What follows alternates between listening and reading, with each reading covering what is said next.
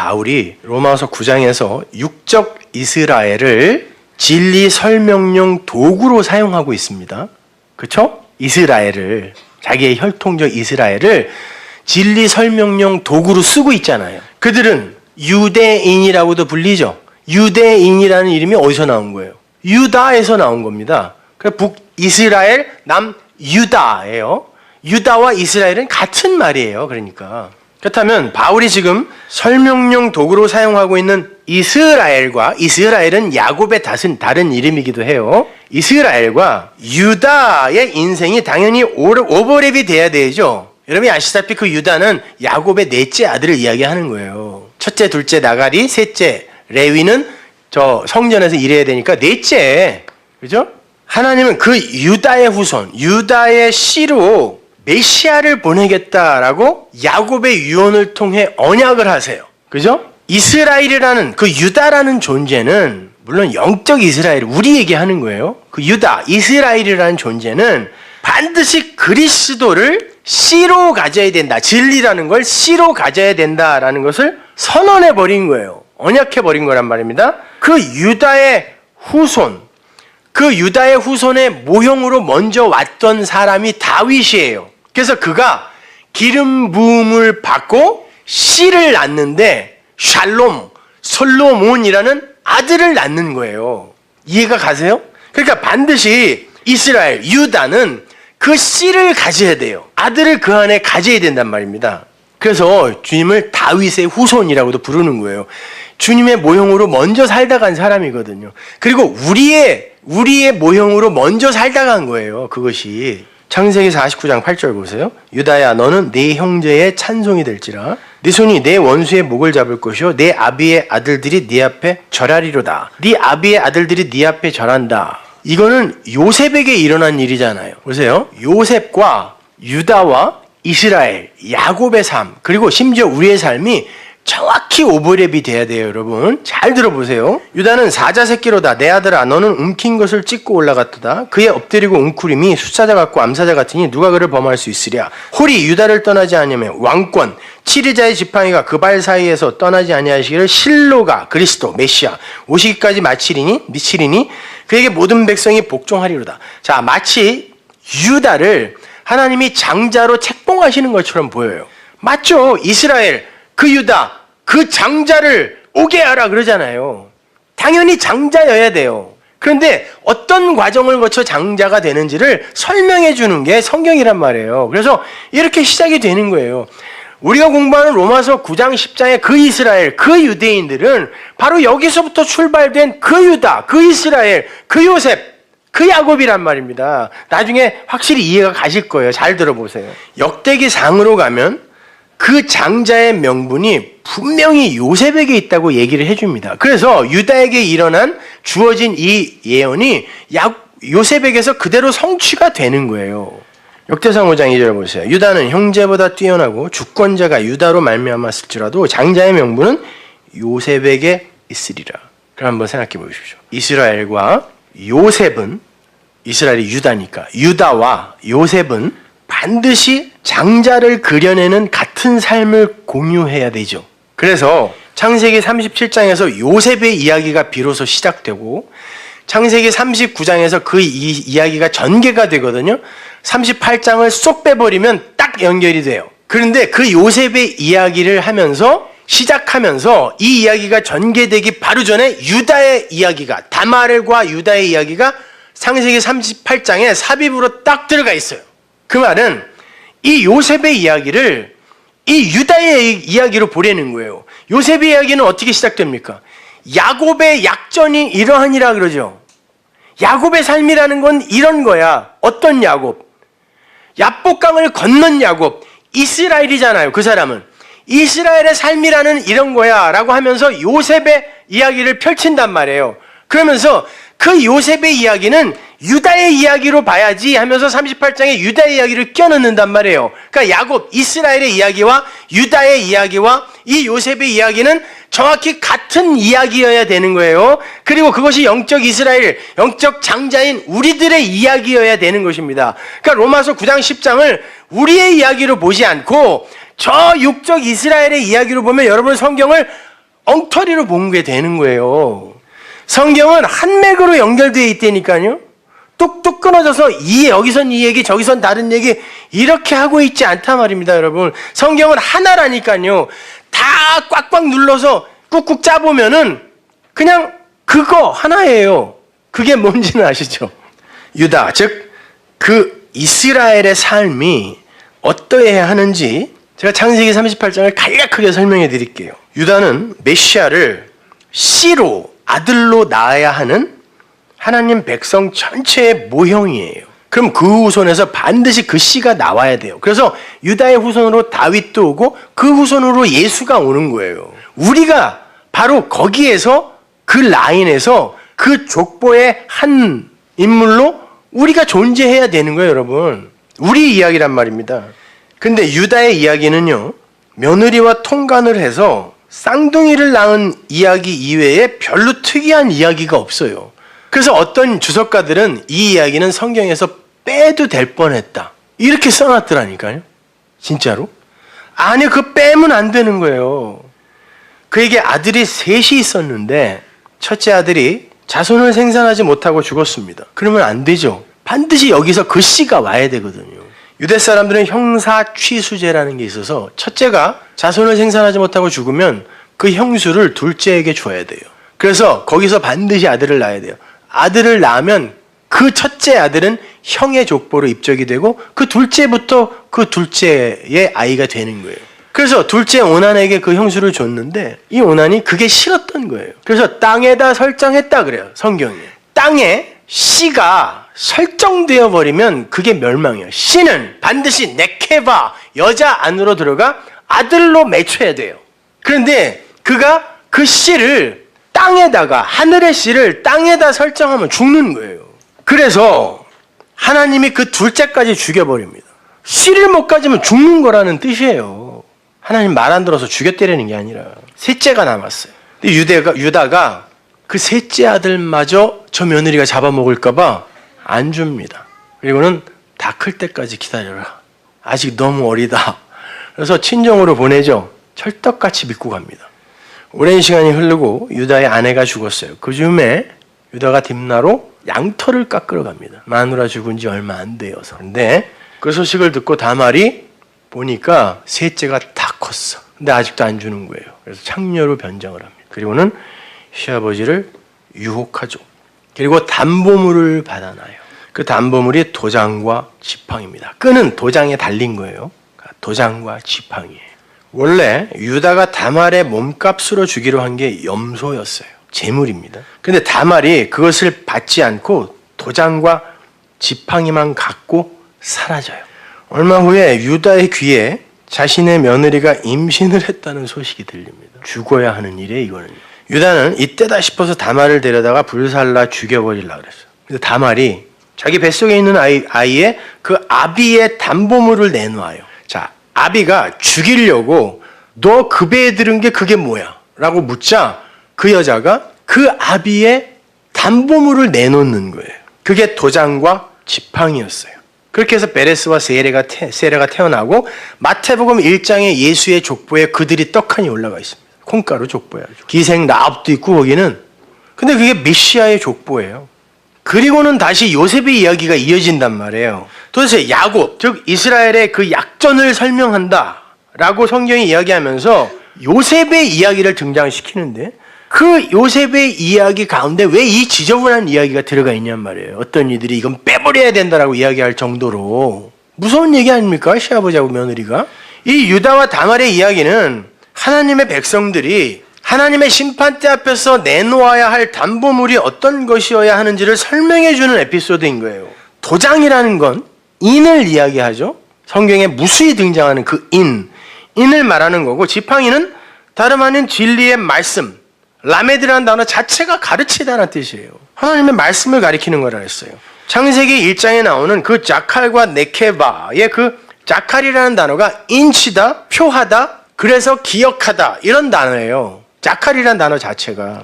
그러니까 그 네케바라는 존재가 그릇이란 뜻이라고 했죠. 홈, 그릇, 어떤 걸 담는 그런 그릇. 그 네케바가 자카를 자기의 반쪽으로 이렇게 담아서 딱 갖고 연합이 되게 되면, 요철처럼 이렇게 하나가 되게 되면 그게 바로 하나님의 인이 되는 거예요. 하나님은 그 인친 그 자만을 기억한다라고 해서 자카를 기억하다, 표하다, 인치다 이런 단어로 쓰는 거란 말입니다. 그걸 구원이라 그래요. 그래서 요한계시록 가면 하나님의 백성들의 이마에 전부 인이 쳐 있는 거예요. 그건 뭐 인두를 이렇게 쥐져 놓은 게 아니라 하나님의 말씀이 그 안에 들어있으면 그걸 인쳤다라고 해요. 성경이. 그 자칼, 그 진리, 그 기름을 그가 갖고 있는가? 그러면 인친 자예요. 그 인이라는 개념이 어디서 나왔냐면 그 성전에서 일하던 제사장들이 두건을 쓰죠. 그게 터번 같은 거예요. 그 관. 거기에다가 이마에다가 인을 새기는데 어떻게 새기냐면 도장 새기듯 새기라 그래요. 성경을 보면은 여호와께 성별 이렇게 돼요. 저건 내가 인친 거야. 도장 찍은 거야. 이런 말이에요. 그래서 이마에 인친다라고 하는 거예요. 여기다가 뭐 찍는다는 얘기가 아니라. 자, 그렇게 그 도장을 갖고 있으면 이 씨가 뭐야라고 묻는, 만약에 대답 못하면 죽는 겁니다. 그에게 이건데요 라고 내놓을 수 있는 담보물이 된다라는 거예요. 그것이, 그 도장이. 그래서 성경은요, 그 인을 기름 부음이라고도 이야기해요. 기름은 항상 하나님의 그 진리, 그리고 구약시대 때 기름이라는 건 올리브 기름밖에 없어요. 감람나무, 올리브 나무는 항상 하나님을 상징하는 나무였어요.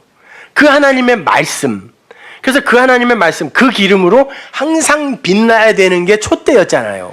그래서 그 인을 기름 부음이라고도 이야기하는 거예요. 그 기름은 또 성령이라고도 하잖아요. 다말이 자기 뱃속에 씨를 잉태했어요. 그 아이의 아버지가 와서 묻습니다. 너 어떻게 그렇게 됐어? 말 못하면 죽는다. 그것도 불에 태워서 죽인다. 너 말 못하면 지옥이야. 그때 그 씨를 잉태한 여자가 도장과 지팡이를 내놓습니다. 그랬더니 심판이 지나갔어요. 아버지가 심판을 못해요. 만일 다말이 시아버지가 보낸 염소를 맡아놓고 그걸 줘버렸어. 이건 아무가치 없는 거니까. 그리고 그 아버지가 와서 물었을 때 염소를 내놓으면서 이거 당신이 나에게 준 거 아니에요? 그랬으면 어떻게 했을까요? 죽었어요. 염소는 아무 데서나 구할 수 있어요. 제물이죠, 그게요. 희생제사의 제물이에요. 그런데 도장과 지팡이는 그 사람 거예요. 당신이 나에게 준 게 이거잖아요. 이것밖에 없어요 라고 내놓으면 그 아버지는 그 여자를 심판할 수가 없어요. 내가 준 거가 맞거든요. 내 씨가 맞거든요. 여러분 안에 진리의 씨를 담고 있다고 다들 자부하실 거예요. 내 안에 진리가 있다고. 나는 복음을 이해했다고. 그런데 그 씨가 율법의 씨일 수도 있고 진리의 씨일 수도 있다는 걸 잊지 마십시오. 여러분 안에 담고 있는 씨가 율법의 씨라면 여러분은 그 남편에게 염소 새끼를 내놓을 수밖에 없어요. 열심히 희생제사만 드리는 자기 애적, 자기 헌신의 열정 같은 거겠죠. 그게 희생제사니까. 성전 안에서 드리는 희생제사. 그걸 염소라고 그래요. 주님께서 심판대 앞에서 자기 왼편의 염소들에게 뭐라 그럽니까? 니들은 밖으로 나와서 슬피 울며 이를 갈아라 그래요. 염소들이 뭐라 그랬는데요? 내가 주의 이름으로 선지자 노릇했고 주의 이름으로 귀신 쫓아냈고 주의 이름으로 권능행했고 주의 이름으로 그렇게 착하게 살았는데 왜 나를 모른다 그럽니까? 그랬더니 그래, 그게 희생제물 아니냐? 그게 염소잖아. 나는 너희를 처음부터 알지 못했다 그래요. 나는 너희를 처음부터 안 적이 없다 그랬다니까요. 양들에게 뭐라 그럽니까? 그 양들이 주님에게 주님, 우리가 언제 그런 거 했습니까? 니들이 저 불쌍한 소자 하나에게 진리를 알지 못해 저렇게 이제 멸망으로 갈 수밖에 없는 소자에게 네 안에 있는 그걸 줬으면 그게 나에게 한 거야 라고 이야기해요. 그게 인과 지팡이를 가진 사람들인 거예요. 어줍지 않게 염소라는 재물 내놓는 사람이 아니라 그 진리, 그분의 것, 그분이 나에게 준 그거. 아우슈비츠에서 무슨 나머지 빵, 하나 남은 빵, 내 목숨 이런 거 내놓는 게 중요한 게 아니라 그들을 진짜 살릴 수 있는 거. 내가 그 사람 대신 가스실에 들어간다고 그 사람은 안 죽습니까? 곧 죽어요, 곧. 그럼 그 과정에서 생긴 건 뭡니까? 먼저 죽은 사람의 가치, 만족 이거밖에 없다니까요. 인간들이 생산해낼 수 있는 거 그거밖에 없어요. 우리가 어떤 사람을 대신해서 죽는다 할지라도 그 사람도 죽는다니까요. 하나님은 그걸 주라고 하는 게 아니에요. 네 목숨 100개 줘도 그거는 내가 기뻐할 만한 일이 안 된다는 거예요. 그가 진짜 살 수 있는 그걸 줘야지 라고 이야기하는 거예요. 그게 아나데마의 삶인 거예요. 겉만 번드르르하게 그래 네 평판도 챙겨갖고 네 만족도 챙겨갖고 칭찬도 챙겨갖고 찬송도 챙겨갖고 그러면서 잘했죠 이런 거 하지 말라는 거예요. 진짜 진리가 되어서 하는 그런 일은 얼마나 위대합니까 여러분 진짜. 근데 그것도 모르면서 그냥 그 일만 하는 거를 제가 경계하라고 하는 거예요. 서신서로 가면 그 담보물이 뭔지 명확하게 기록되어 있어요. 고린도후서 5장 4절. 이 장막에 있는 우리가 짐진 것 같이 탄식하는 것은 벗고자 함이 아니요 오직 덧 입고자 함이니 온고이 지신이요. 옛날 것이 나쁜 게 아니에요. 거짓은 그걸 새 것으로 볼 수 있으면 그게 진리인 거예요. 죽을 것이 생명에게 삼킴 바되게 함이라. 그러면 생명이 죽을 것을 삼키면 되는 거예요. 곧 이것을 우리에게 이루게 하시고 보증으로 담보물이죠. 뭐예요? 인과 지팡이가 성령이라 그러죠. 성령이 그리스도의 영이죠. 성령을 우리에게 주신 이는 하나님이시니라. 에베소서 1장 13절. 그 안에서 너희도 진리의 말씀 곧 너희의 구원의 복음을 듣고 그 안에서 또한 믿어 약속의 성령으로 인치심을 받았다. 그 인이 성령 맞네요. 그걸 진리의 말씀이라고 하네요. 복음이라고 하네요. 그건 믿어야 되는 거네요. 행해야 되는 게 아니라. 하나님이 율법을 우리에게 명령으로 주신 게 참 지혜로운 거예요. 진리를 알지 못하는 이들은 그 명령을 행해버리고 진리를 아는 자들은 그 명령을 마음으로 가져버려요. 심판은 거기서 일어납니다. 이는 우리의 기업의 보증이 되사 그 얻으신 것을 구속하시고 그의 영광을 찬미하게 하려 하심이라. 보증이에요. 보증. 그 인, 그 성령, 그 말씀. 그래서 열 처녀의 비유에서도 지혜로운 처녀들이 기름, 그 인, 그 보증, 그걸 준비하고 있었던 거예요. 신랑이 왔습니다. 너 내가 가지고 있으라는 거 가지고 있어? 기름뚝 내놨더니 쓱 끌어들여서 문을 닫아버렸어요. 열 처녀죠. 여러분 성경에서 처녀는 굉장히 부정한 겁니다. 남자를 알지 못하면 그 존재는 여자로 죽어야 되는 거예요. 성경에서 하나님의 백성은 여자예요. 여자인데 반드시 하나님, 그 그리스도라는 어린 양이라는 그 남편을 내 남자로 맞아 신부가 돼야 돼요. 그래서 슬기로운 다섯 처녀는 혼인집 안으로 들어가서 신부가 되고 나머지는 처녀가 되어 그 남자가 누군지를 모르고 그냥 죽는 거예요.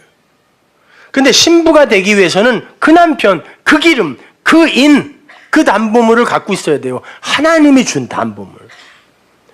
그렇게 도장과 지팡이를 담보물로 가진 이가 이스라엘의 그 완성으로 등장하는 요셉이라는 말이에요. 그는 남편이 주신 그 진리라는 담보물을 가지고 이 꿈에 불과한 세상의 실체를 분별해내는 이로 사는 거예요. 그 남편의 인과 지팡이는 껍데기 안의 내용을 보게 하는 신비한 능력이 있는 담보물이더라는 거예요. 성경은 아브라함이나 이삭이나 야곱의 때와는 달리 하나님께서 요셉에게 나타나셔서 말씀하셨다라는 내용을 단 한 줄도 적고 있지 않습니다. 요셉의 이야기 중에 하나님이 요셉에게 나타났다는 대목이 어디 있어요? 없죠? 차별대우하는 거예요? 아브라함, 이삭, 야곱은 쫓아다니면서 참견하세요. 근데 요셉에게는 하나님이 나타나지 않아요. 그가 이미 진리라는 가르침을 마음으로 갖고 산 자라는 것을 입증하기 위함이에요. 그가 이 보증을 가진 자다. 그걸 내가 그리려고 하는 거예요. 그래서 그 야곱이 이스라엘로 된 이후의 삶은 없죠, 성경에. 그래서 그 야곱이 이스라엘이 되었을 때 그가 어떻게 살게 되냐면 이 요셉처럼 사는 거야. 그러니까 그 요셉은 야곱이에요. 야곱은 유다고. 물론 진리를 안 상태에 그 이야기 하는 거란 말이에요. 그는 세상의 실체를 이렇게 봤습니다. 풍성한 진리의 제물인 그 살찐 소 7. 살찐 소는 제물이잖아요. 그거는 실제로 하나님이라는 내용을 담고 있는 거잖아요. 제물이라는 건. 그죠? 진리잖아요. 그래서 풍성한 그 살찐 소. 그리고 율법의 제물인 마른 소, 흉측한 소, 가짜 소. 그 둘은 7으로 동시에 이 땅에 주어지는 거예요. 이게 왔다가 나중에 이게 오는 게 아니고. 물론 역사적으로 보면 그렇게 보일 수도 있어요. 그러나 지금 보세요. 여러분 지금 풍년의 때입니까? 흉년의 때입니까? 여러분에게는 풍년이에요. 왜? 예수가 죽고 그리스도의 영이 성령이 진리로 왔거든요. 누군가에게는 풍년의 때라니까요. 금어기가 마음으로 양식으로 들어갈 수 있는 때에 어떤 이들에게는 대부분의 사람들에게는 흉년의 때. 어떤 이들에게는 7의 풍년의 때인데 어떤 이들에게는 7의 흉년의 때라니까요. 둘은 같이 오는 거예요. 세상이 지금 아나테마의 모습으로 그렇게 지금 구조되어져 있다라는 거예요. 이 세상 모든 것이 진리를 담고 있습니다. 여러분이 하는 말, 숨소리, 여러분의 몸, 세포 하나하나까지 다 진리를 이야기하는데 우리가 그걸 모르는 거예요. 모르고 그 말을 하고 모르고 그 인생을 살면 그걸 거짓이라 그래요. 그러나 그 내용은 진짜 그 내용은 진리라니까요. 이 세상 어떤 것도 말씀으로 지어지지 않은 게 없다며요. 그러면 이 세상 그 어떤 것도 다 진리라는 얘기인데 그걸 모르고 말하고 모르고 살아버리면 그게 거짓인 거예요. 그런데 그렇게 그 살찐 소 7, 그 진리가 흉측한 거에게 먹혀있는 이런 모습으로 이 세상에 존재한다 할지라도 그걸 그 안에 살찐 소 7으로 받아 먹으면 되는 거예요. 이 역사를 한번 보세요. 이 역사도 그렇게 끝날 거예요. 진리를 아는 이들이 몇 되지 않지만 나중에는 하나도 없는 때가 올 거 아닙니까? 그럼 그때는 비진리가 왕인 세상이 되는 거예요. 잠시 풀려난다 그러죠. 잠시지만 그때는 진리가 완전히 망한 것처럼 어두운 세상이 온다니까요. 그 누구도 이 진리를 얘기하지 않는 지금 현재 세상이 그런 상태라는 거예요. 그쪽이 너무 커. 그래서 여기에서 아무리 이야기를 해도 이 이야기는 그들에게 먹혀버리는 이야기밖에 안 돼요. 7년의 풍년, 그 엄청난 추수, 알곡의 추수, 그 알곡, 진리라는 알곡이 그 흉측한 가라지에게 먹혀있는 꼴, 이게 역사예요. 그러나 우리는 그걸 알곡으로 그 식량으로 받아 먹으면 되는 거예요. 야곱은 그 7을 그냥 지가 열심히 노력해서 살았는데 요셉은 7을 7, 이 7로 이해를 하고 깨달으면 그게 바로 진리다. 인과 지팡이를 가진 거다라고 이야기를 해주고 있는 거란 말입니다. 그게 세상이야. 근데 그 꿈을 꾼 놈도 바로 다니엘서에서 지가 무슨 꿈을 꾼지도 모르는 그 인간도 바벨론의 왕이에요. 항상 세상의 왕들의 꿈을 꾸고 그 꿈을 해석해 주는 건 진리를 아는 이들이라니까. 이 인생이 뭔지도 몰라요. 자기들이 왜 살아야 되는지도 모른다니까요. 그리고 이게 꿈이라는 것도 몰라.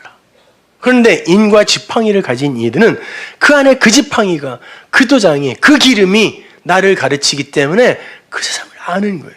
이거 뭐 좌우, 상하, 어둡고 밝은 거, 이게 다 그게 하나구나. 이렇게 알아버리는 거예요. 그럼 그게 자유인 겁니다. 그게 아나데마의 모습이에요. 위의 것을 담고 있는 아래에 그 티댐이 되어 있는 것들. 이 세상의 선과 악, 죄와 의, 어두움과 밝음, 위와 아래, 좌와 우, 그런 것들을 갖고 그게 뭔지를 깨닫고 말할 수 있는 이들이 바로 인과 지팡이를 담보물로 가진 자들이에요. 그 담보물이라는 단어 자체가 파라클레토스잖아요. 보혜사, 성령, 그걸 여러분에게 담보로 줬다니, 보증으로 줬다니. 그들은 악과 죄와 어두움과 아래와 바다와 좌, 이걸 갖고 심판하러 오실 하나님 앞에서 담보물을 들이대면서 이게 바로 하나님께서 진리를 설명하기 위해 우리에게 주신 그냥 아래의 것들 아닙니까? 라고 내가 알아버리면 그 담보물로 이게 다 그거 아닙니까? 그 가르침으로 우리가 그렇게 알아버리면 그렇지, 너는 아는구나. 하나님이 심판을 할 수가 없는 거예요. 그래서 모세가 하나님 앞에서 그렇게 당당할 수 있었던 겁니다. 출애굽기 32장 9절. 여호와께서 또 모세에게 이르시되 내가 이 백성을 보니 목이 곧은 백성이로다. 금소를 만들어 버렸어요. 금송아지도 아니고 금으로 만든 소도 아닙니다. 금으로 만든 걸 어떻게 불에 녹여서 가루로 만듭니까, 여러분? 뭐하러 녹여요? 금인, 다 금인데.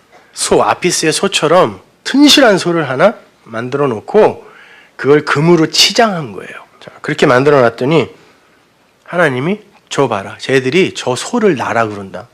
아니, 하나님을 소라고 하는 것보다 더 큰 죄가 어디 있어요? 그럼 죽어야죠. 심판입니다. 그런즉 나대로 하게 하라. 내가 그들에게 진노하여 그들을 진멸하고 너로 큰 나라가 되게 하리라. 자, 심판. 너 어떻게 그렇게 됐어? 자, 아버지가 옵니다. 모세가 그 하나님 여호와께 구하여 가로되 여호와여 어찌하여 그 큰 권능과 강한 손으로 애굽 땅에서 인도하여 내신 주의 백성에게 진노하시나이까? 어찌하여 애굽 사람으로 이르기를 여호와가 화를 내려 그 백성을 산에서 죽이고 지면에서 진멸하려고 인도하여 내었다 하게 하려 하시나이까. 주의 맹렬한 노를 그치시고 뜻을 돌이키사 주의 백성에게 이 화를 내리지 마옵소서. 하나님은 그렇게 이들의 죄로 화를 내시는 분이 아니잖아요. 이런 말이에요. 하나님은 그렇게 하려고 이 죄를 그들에게 허락하신 분이 아니잖아요. 이렇게 얘기하는 거예요.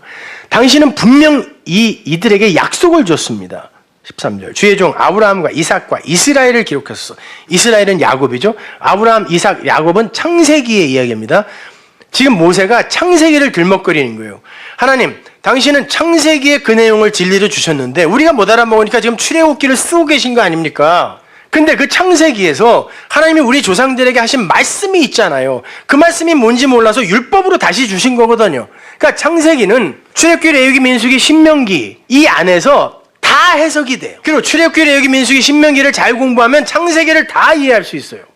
모세가 그러는 거예요. 그 조상들에게 하나님이 주신 약속이 있잖아요. 주께서 주를 가리켜 그들에게 맹세하여 이르기를 내가 너희 자손을 하늘의 별처럼 만들겠다. 그리고 나의 허락한 이 온 땅을 너희 자손에게 주어서 영영한 기업이 되게 하리라 하셨나이다. 자, 하나님의 언약을 들이대면서 하나님이 이들을 반드시 하늘의 별로 만드신다 그랬습니다. 누구에게? 아브라함, 이삭, 야곱, 우리 조상에게, 이스라엘에게 약속하셨잖아요. 그럼 그 길에 하나님은 당신이 말한 건 반드시 이룰 건데 그 길에 이들에게 이런 일이 일어난 건 하나님께서 그걸 이루기 위해 그들에게 허락하신 거 아닙니까? 라고 인과 지팡이로 명확하게 그 언약을 짚어내자 하나님이 그렇지. 그러면 내가 심판을 못하는 거야.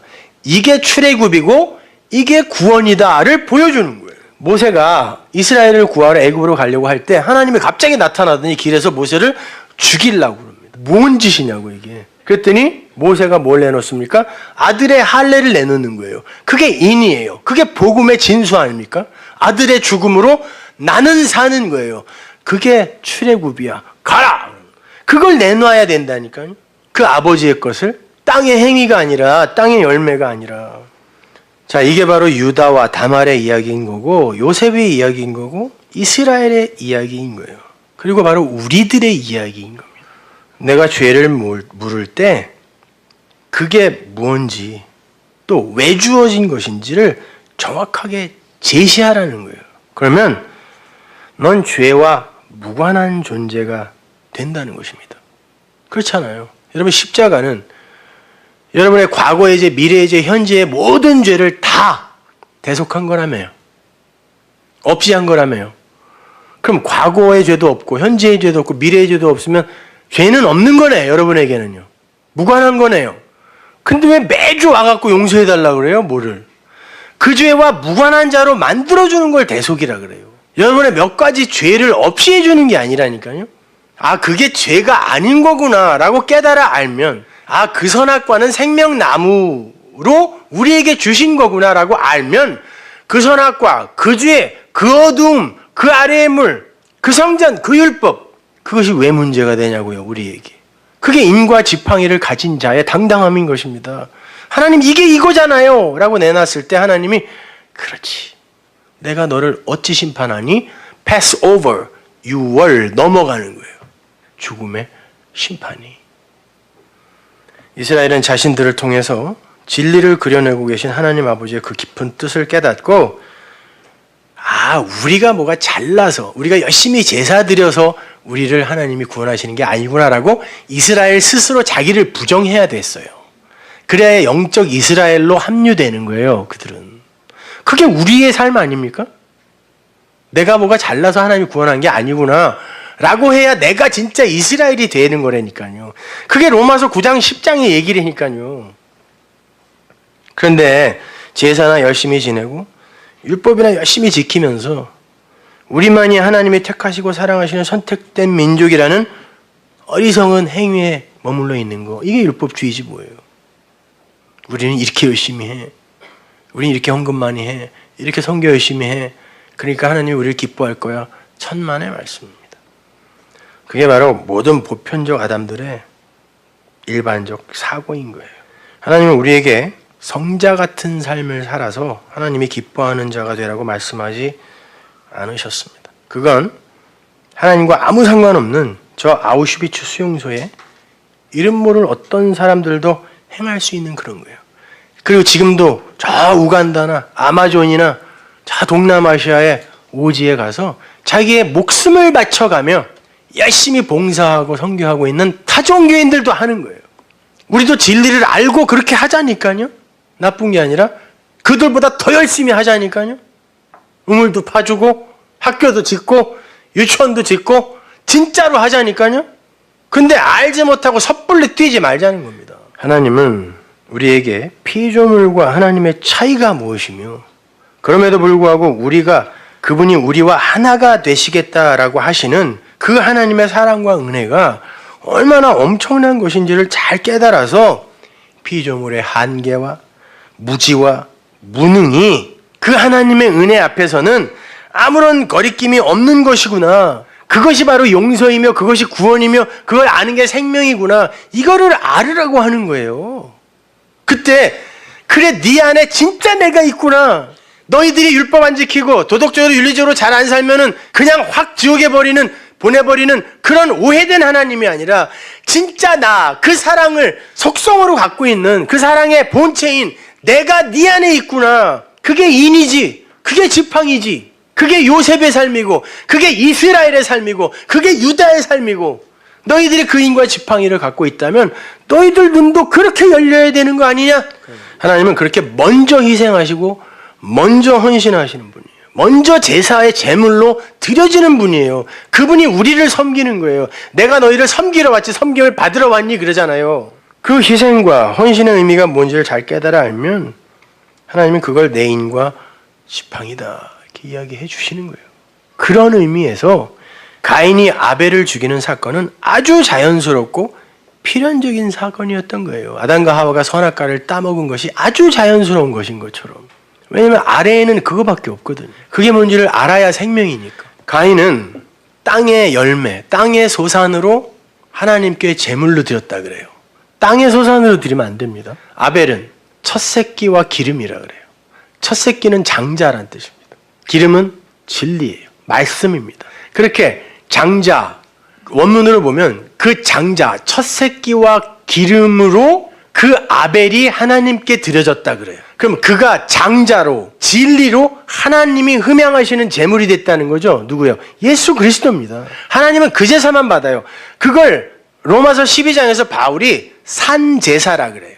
그 거룩한 산제사, 그걸 영적 예배라고 하는데 산제사라는 말은 제물이라는 뜻이에요. 거기서 영적 예배가 뭐냐면 라트레이아라는 단어를 써요. 거기서 그 라트레이아가 뭐냐면 진리로 소통하는 예배를 이야기해요. 여러분과 제가 세바조마이의 그 상태가 되면요, 그게 뭐냐면 진리로 내 마음을 가져 내 자체, 내 삶이 예배가 되는 상태를 세바조마이라 그래요. 그러면 하나님이 뭐라 그러냐면 그러면 이제 성령과 진리로, 신령과 진정으로 이렇게 번역되어 있는데 성령과 진리로 프로스큐네오 예배를 해라 그래요. 그때가 온대요. 어느 때?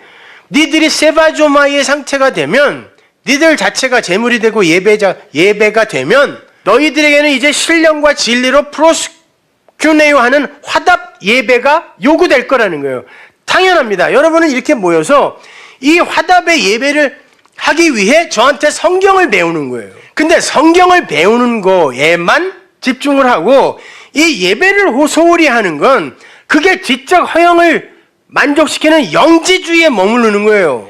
여러분은 그 자유를 가지고 이 예배를 드리는 거예요. 그리고 여기에서 이렇게 내가 진리를 이야기하고 여러분이 거기에 화답하는 이 소통을 라트레이아라고 그래. 영적 예배라고 하는 거예요. 이것을. 하나님은 우리에게 그거를 요구하신단 말이에요. 근데 아벨이 그렇게 드렸다 그래요. 기름, 그 말씀과 그 장자로 자기를 하나님께 드렸다는데 가인이 그럼 내가 드리는 이 제물은 뭐야? 이거 하나님이 원하는 거 아니야? 이거 이 염소 이거? 아벨은 인과 지팡이를 내놓고 가인은 염소를 내놓는 거예요. 그러니까 자기가 드리는 그 제물이 뭔지를 모르니까 내가 드리는 이 제물을 지키기 위해서는 나 말고 다른 제물을 드리는 그를 죽여야죠. 이게 하나님 살해 사건이에요. 인간들의. 예수 살해 사건. 괜찮아요. 당연히 우리는 그 예수를 죽이게 되어 있어요. 그리고 마땅히 그 진리를 알면 그 예수를 마땅히 죽여야 돼요.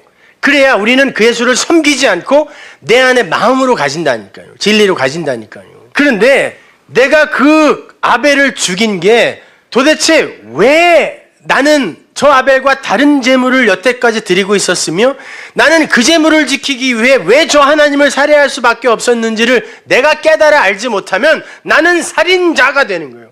하나님은 그 살인자를 마귀라고 했어요. 예수님이. 비진리라는 거예요. 그래서 유다가 예수를 팔아버리는 그림이 신약에 등장하는 거예요. 유다, 가인, 요셉, 야곱, 그 유다가 그 유다예요. 유다가 여러분 얘기하는 겁니다. 우리가 그 유다예요. 모든 아담들이 자기들의 유익을 위해 그 하나님을 넘기게 되어 있어요. 팔다라고 번역이 된 파라디도미는 넘겨주다라는 뜻이에요. 넘겨주다. 팔긴 뭘 팔아요? 뭐 유다가 안 팔면 사람들이 그 예수 얼굴 몰랐나요? 다 알았어요. 그럼 뭐 무슨 얘기냐고요 그게. 넘겨주는 거예요. 다른 제자들은 안 넘겨줬나요? 저주하며 넘겨줬습니다. 부인했어요. 그러면 내가 왜 그 예수를 넘길 수밖에 없었는지, 그 죽음에 넘길 수밖에 없었는지 내가 알면 돼요. 내가 왜 그를 죽음으로 저렇게 몰아버릴 수밖에 없었는지를 내가 알면 돼요. 제자들은 오순절날 성령이 불의 혀처럼 임함과 동시에 자기들이 그렇게 완벽하게 3번이나 철저하게 그분을 부인한 게 어떤 것인지를 알았다니까요. 유다는 그 그리스도의 영, 성령이 오기 전에 죽어버렸어요. 그건 유다가 자살했기 때문에 뭐 마귀다 이런 말이 아니라 그 성령이 와서 그 유다가 다른 11명의 제자들처럼 그게 뭔지를 알았으면 그 유다나 그 제자들이나 마찬가지예요. 같은 거예요. 그런데 그 유다는 그 진리의 성령을 인으로 못 받고 죽었다니까요. 그러니까 진짜 복은 뭔지 아세요, 여러분? 그 진리를 알고 죽는 거예요. 여러분, 이 세상은 영혼에 비하면 찰나에 불과한 짧은 시간 동안 잠시 있다 사라지는 꿈 같은 거예요. 환상 같은 겁니다. 그래서 성경이 우리가 사는 이 현실 있죠. 크로노스의 이 세상, 여기를 꿈이라 그래요. 환상이라 그래요. 꿈이나 환상은 지속되지 않는 걸 꿈이라고 하잖아요. 중간에 깨버리는 거. 그렇죠? 우리의 삶이 영원히 지속되는 거 아니잖아요. 그러니까 꿈이죠. 당연히 환상이죠. 그러면 여러분 꿈 꿔봐서 알죠. 꿈속에서 여러분이 정말 먹고 싶은 것을 배 터지게 먹어본 적 있죠. 깨어났더니 계속 배가 불러요. 너무너무 목이 마를 때 시원하게 해가를 했습니다. 깨서 물 마셔야 돼요. 꿈속에서 먹은 건 우리의 현실에 어떤 영향도 주지 않아요. 꿈속에서 여러분이 너무너무 선한 일, 착한 일을 많이 했어요. 깨보니까 서울시장에 불러서 표창장 주던가요? 여러분이 꿈속에서 대통령에 당선됐습니다. 청와대에 가서 내가 어저께 대통령에 당선됐습니다. 문을 열어주시오. 감옥문이 열립니다. 꿈에서 한 일, 꿈에서 먹은 거, 꿈에서 되어진 거, 현실에서 아무 소용없어요. 여러분이 그토록 소중하게 여기는 인간관계, 그토록 상처 많이 받는 그 인간관계 마찬가지예요. 왜 그렇게 사람들은 일관성이 없고, 왜 이렇게 사람들은 배신을 일삼고 험담을 일삼고 그러는가? 당연해요. 인간은 그렇습니다. 그럴 때마다 성경으로 들어가서 진짜 여러분의 하늘 친구들을 찾아보세요. 그들은 그 자리에 늘 거기에 있어요. 변치 않는 내 친구들은 그 안에 다 있다니까요. 성도의 인간관계는 그렇게 맺어지는 거예요. 여기에서 상처받고 여기에서 무슨 뭐 오해받고 그런 거에 너무 개의치 마세요. 꿈이라니까요. 이사야서 29장 8절 보세요. 줄인 자가 꿈에 먹었을지라도 깨면 그 속은 여전히 비고 목마른 자가 꿈에 마셨을지라도 깨면 곤비하며 그 속에 갈증이 있는 것 같이 시온산을 치는 멸망의 무리가 그와 같으리라. 그런데 오늘날 생명의 양식을 전해준다고 하는 예배당에서의 설교가 전부 인간의 육신과 그들의 욕심과 이 세상 일에 관한 도덕, 윤리, 살기 좋은 세상 만들기 이런 것들이에요. 그러니 꿈 같은 세상에서 필요한 그 꿈 얘기만 하고 있으니 먹어도 배가 고픈 거라. 그러니까 돌아서면 또 배고파. 돌아서면 또 목말라. 그래갖고 밀려 여기까지 온 거 아닙니까? 여기서는 그 꿈에 관한 이야기를 하는 곳이 아니라니까요. 어떻게 하면 여러분의 인생을 남들도 존경하는 그러한 훌륭한 것으로 만들어낼 수 있을까를 함께 고민하는 곳이 아니란 말입니다. 그건 그냥 아나테데미, 아래의 것, 그것으로 위의 것을 설명해 주기 위해 하나님이 잠시 허락하신 거니까 이게 뭔지를 잘 알고 가는 거예요. 여러분의 현실은 이 크로노스의 세상이 아니에요. 영원입니다. 그 영원이라는 현실 속에서 이 이생의 꿈의 내용이 어떤 것인지 알았으면 되는 거예요. 그러면 여러분이 그 영원의 주인이 되는 겁니다. 근데 우리는 그 영원도 이 현실의 어떤 연장 정도로 이해를 하고 있어요. 그 영혼의 세계도 그냥 이 세상 것들로 막연히 그려내고 있어요. 우리가 좋아하는 그런 것들이 많이 풍성하게 제공되는 곳, 이렇게. 그러니까 이 유한의 세계 것들로 그 무한 세계의 것을 쟁취해 보겠다고 부산들을 떨고 있는 거예요.